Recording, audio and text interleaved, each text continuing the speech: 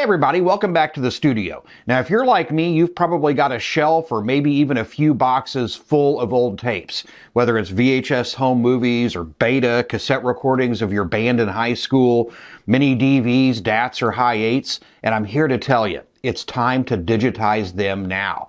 Today we're going to talk about why that's urgent and how these tapes are deteriorating faster than we think, and what you can do to preserve those precious memories before they're gone forever. Stay tuned.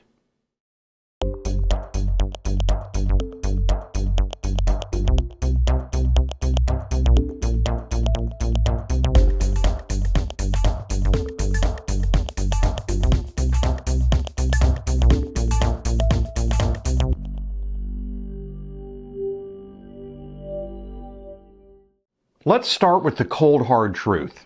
All magnetic tape degrades. Now that includes VHS, cassettes, 8mm video, reel-to-reel, beta, MiniDV, DAT, you name it. And it's not just about age. It's about storage conditions, humidity, temperature, and even the quality of the original tape stock. Now you might think, well, it worked last time I played it. But here's the thing. Just because it worked last time doesn't mean it will next time. Here's what we're seeing. We're seeing sticky shed syndrome, especially with tapes from the late 80s and 90s, where the binder holding the magnetic particles literally melts. You get dropouts from tape wear, where chunks of audio or video just vanish. Or how about mold growth, which destroys tape and can infect your deck? And then there's hardware failure. VCRs, camcorders, cassette decks, they're getting older, so they're harder to find and they're harder to repair.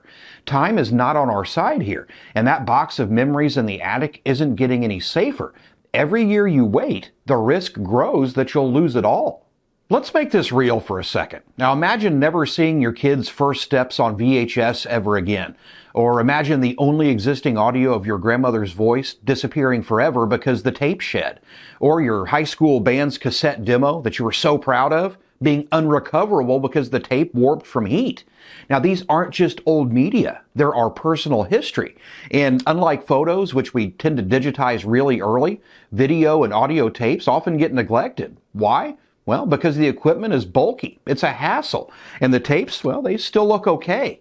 But magnetic media hides its damage well until you try to play it. And that's when you hear the warble, or you see the tracking areas, or you see or hear nothing at all. Now you might be asking, well, why the sudden urgency?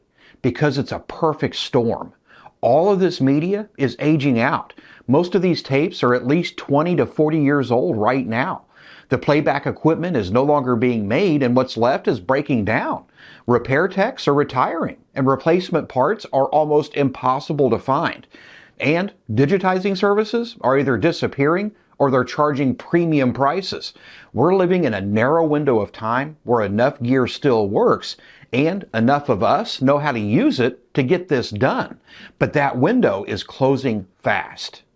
Okay, so what can you do? Well, option one is DIY. That's what we do here, right? If you've got the gear and the know-how, this can be deeply rewarding. For VHS, Betamax, high 8mm video, all you really need is a working VCR or a camcorder and some kind of a capture card.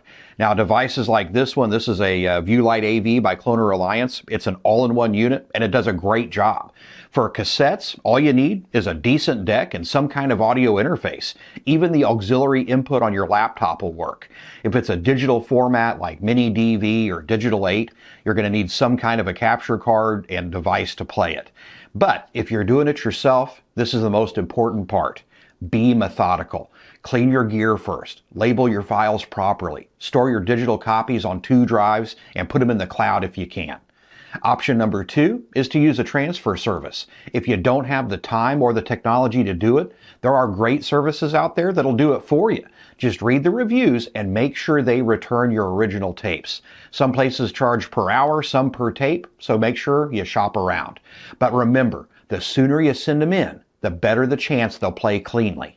Here's some quick tips if you're going the DIY route. Use head cleaning tapes or isopropyl alcohol to clean your gear before you start. Check the tapes for mold. If you see white specks, stop. That mold is going to ruin your deck.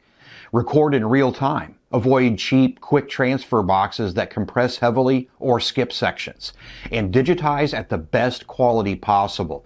Don't just shoot it to MP4, save a high quality file like AVI or WAV and compress a copy for sharing.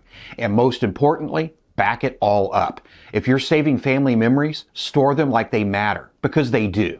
Please, if you've got old tapes laying around, take action now. Set aside a weekend or start one box at a time.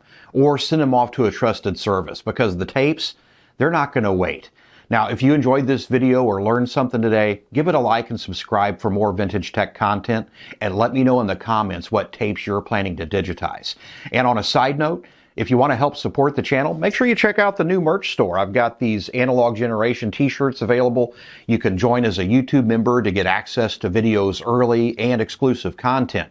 I appreciate every single one of you who watches and everybody who's subscribed, likes, and comments. And until next time, take care and happy digitizing.